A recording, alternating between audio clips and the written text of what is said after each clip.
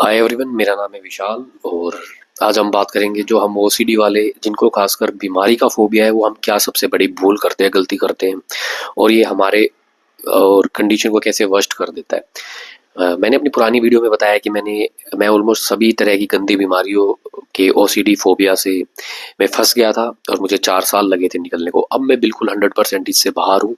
Even तो I am more मैं thankful हूँ कि वो चीज़ मेरे सामने आई, मैंने उससे लड़ाई करी, मैंने उसको फेस किया, मैंने उसको समझा और अब मुझे ऑलरेडी 4 साल हो चुके हैं, 4-5 साल।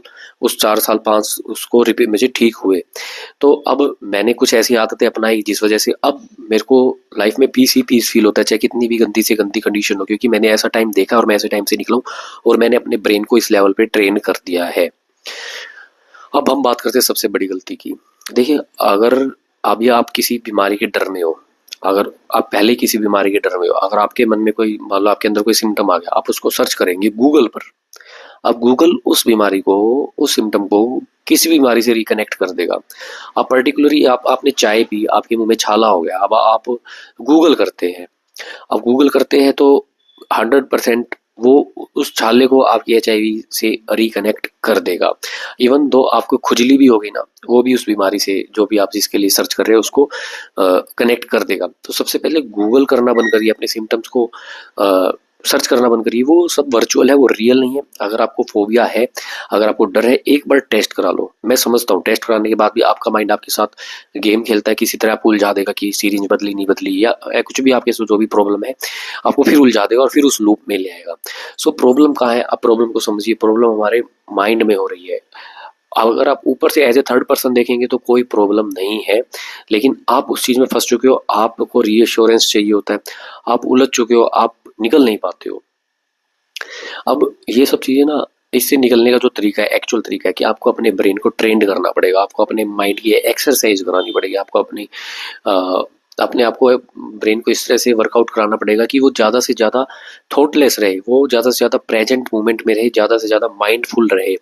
और आपको कॉन्शियसली एक्शंस लेने पड़ेंगे, आपको कॉन्शियसली बोलना पड़ेगा, बार बार रिपीट करना पड़ेगा, एफर्मेशन करनी पड़ेगी कि ये सिर्फ फोबिया है, ये सिर्फ फॉल्स है, ऐसा कुछ भी नहीं है, ये रियलिटी नहीं है।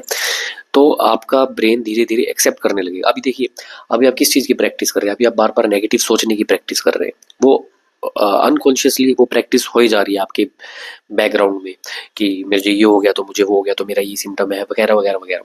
लेकिन अगर आप कॉन्शियस हो जाए, आप मेडिटेशन करिए। मेडिटेशन करते टाइम ना, उसके तुरंत बाद आप शांत होते हो, उस टाइम पे आप अवेयर होते हो, आप चीज़ों को बड़ी क्लियरिटी से देख पाते हो। उस टाइम पे बार बार ये चीज़ बोलो, बार बार रिपीट करो कि ये सब कुछ नहीं है, ये सिर्फ मेरा वहम है, मेरे दिमाग का वहम है, मेरे सबकॉन्शियस ब्रेन में एक नेटवर्क बन गया है जिस वजह से मुझे बार बार ये ट्रिगर हो रहे हैं। लेकिन मैं इसको, इस सर्किट को तोड़ दूंगा और मैं अवेयर हो जाऊंगा, मैं ठीक हो जाऊंगा। ये सिर्फ सिर्फ एक वहम है, सिर्फ और सिर्फ वहम है। सिर्फ पॉजिटिव बोलो, पॉजिटिव बोलो। There is no other way. अपने माइंड को एक्सरसाइज करो, माइंडफुलनेस की प्रैक्टिस करो ज़्यादा से ज़्यादा। अगर आपको हेल्प चाहिए तो मैं बैठा हूँ आपकी, मैं हेल्प करूंगा, आप मुझे व्हाट्सएप कर देना। तो सिर्फ और सिर्फ यही तरीका है। और गूगल करना बंद कर दो मेरे भाइयों। गूगल आपको फंसा के रखेगा। ये सिम्टम्स फर्जी हैं, रियलिटी कुछ और है। आप नहीं देख पा रहे हो अभी उस रियलिटी को। दुनिया जिस चीज़ को आप फेस कर रहे हो, दुनिया के अंदर वो सिम्टम रोज आते हैं, कोई सब प्रॉब्लम में नहीं बैठा है। तो इस चीज़ को समझो और माइंडफुलनेस की प्रैक्टिस करो। Be more and more conscious, अपनी चेतना को बढ़ाओ, स्पिरिचुअल बनो। स्पिरिचुअल, मैं ये नहीं कह रहा कि भगवान की पूजा करो, spiritual in the sense, in real spirituality की बात करो। That is a being, a being बनना है आपको। आप मुझे व्हाट्सएप करो।